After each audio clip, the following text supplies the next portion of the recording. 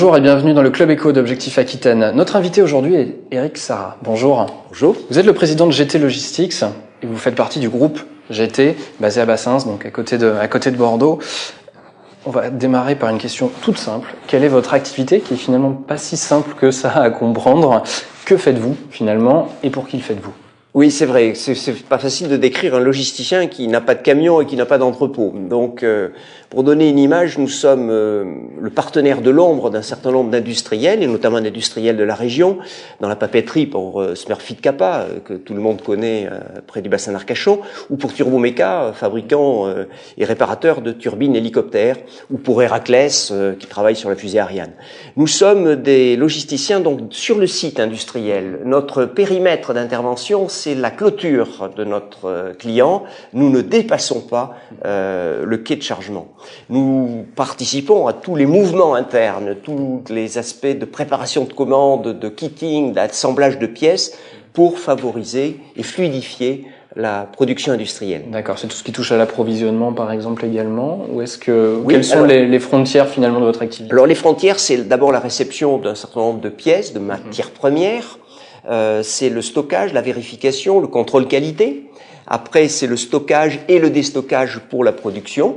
Et après, c'est la gestion du produit fini. Si c'est une turbine hélicoptère, c'est le test de cette turbine au banc d'essai. C'est la mise en container de cette turbine avant l'expédition vers Eurocopter, si c'est une turbine neuve, par exemple, ou vers un utilisateur d'hélicoptère qui a envoyé sa turbine en réparation. D'accord.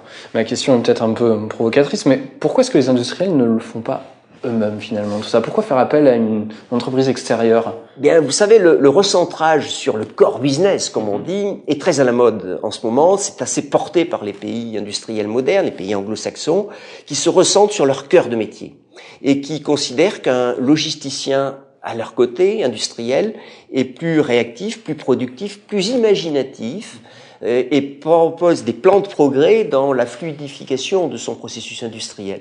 Donc il y a vraiment un cloisonnement, une séparation des métiers, même si nos salariés travaillent épaule contre épaule avec les salariés de notre client. Mais les salariés de notre client sont des spécialistes, des techniciens, souvent de très haut niveau, qui fabriquent et nous fluidifions le flux logistique autour de la production industrielle. D'accord. Vous travaillez également pour la branche e-commerce. Je crois que les résultats sont, vous le disiez il y a quelques mois, n'étaient pas à la hauteur de vos attentes finalement. Est-ce que la situation a un petit peu évolué? Alors le e-commerce reste excitant. Reste excitant, d'abord un marché qui croît à 2 chiffres, à plus de 20%, même si le taux de croissance se tasse un peu, il reste exceptionnellement élevé et c'est un mode de distribution qu'on ne peut pas ignorer. Par contre, là, dans le e-commerce, il y a énormément de foisonnement de nouveaux venus. Les qualités de signature, je dois vous dire, ne sont pas toutes du même niveau que le milieu industriel. Donc nous avons eu des déboires, nous ne nous en cachons pas, qui ont affaibli les performances du groupe sans jamais menacer sa rentabilité globale. Nous avons heureusement quelques très beaux fleurons à l'intérieur de l'activité e-commerce qui restent très prometteurs. D'accord. Un succès dont on peut parler, c'est Parashop.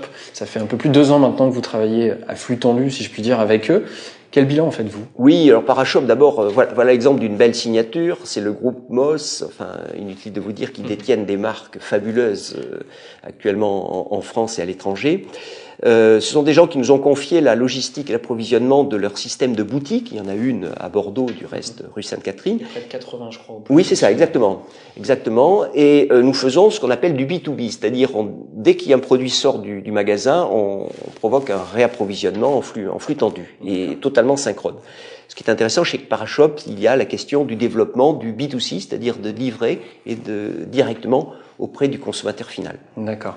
Globalement, ce bilan, vous le jugez plutôt positif? Est-ce que c'est un modèle qui pourrait être dupliqué à d'autres entreprises, par exemple? Oui, dans le domaine de la pièce détachée, automobile, ménager, articles ménagers, nous venons de signer de beaux contrats dans ce domaine-là, où on a besoin de beaucoup de réactivité, très peu de stock et une très grande rapidité dans l'acheminement de la pièce nécessaire. Donc c'est un secteur qui effectivement se développe. D'accord. Alors vous parlez de nouveaux contrats.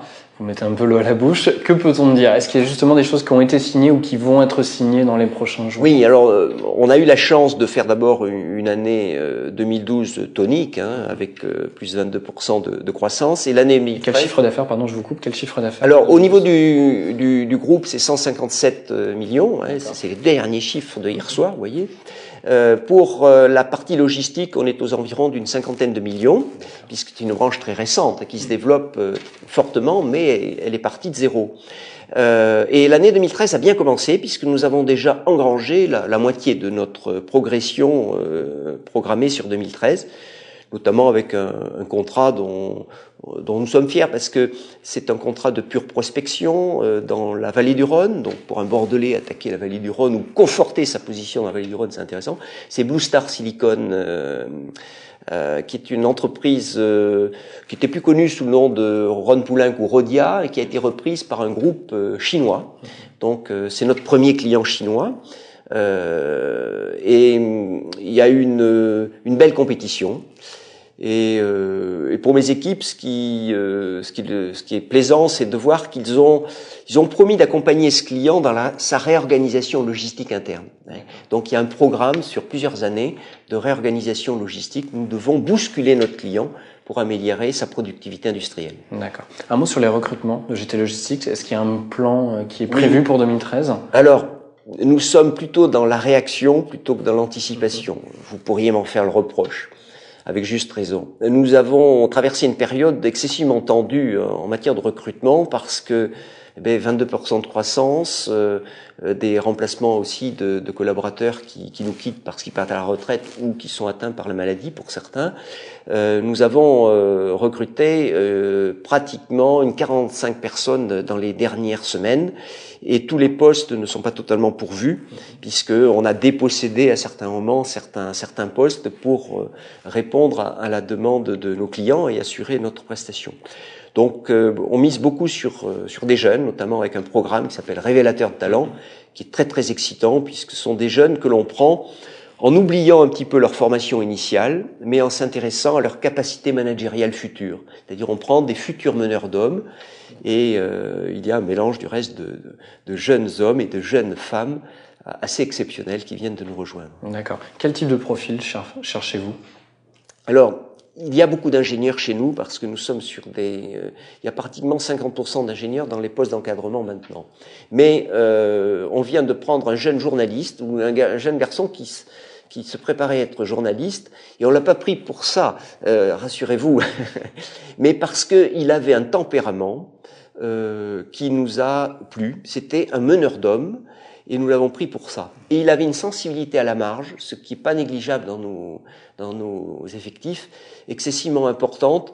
Donc, meneur d'hommes et sensibilité à la marge, on pense qu'on va en faire un très bon élément. Un profil. J'aimerais qu'on parle du groupe maintenant. La partie logistique est une partie, oui, vous le disiez tout à l'heure, du groupe GT. Comment avez-vous vécu l'année 2012 et quelles sont vos perspectives pour 2013? Alors, il faut que je modère mon enthousiasme parce que l'année 2012 est contrastée. La branche route, notamment, a un léger tassement de développement dû aux difficultés tout simplement du secteur routier et la difficulté d'un certain nombre de clients.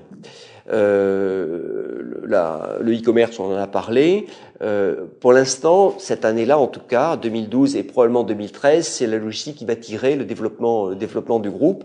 Le groupe, qui a sa caractéristique forte d'être une entreprise familiale, très marquée.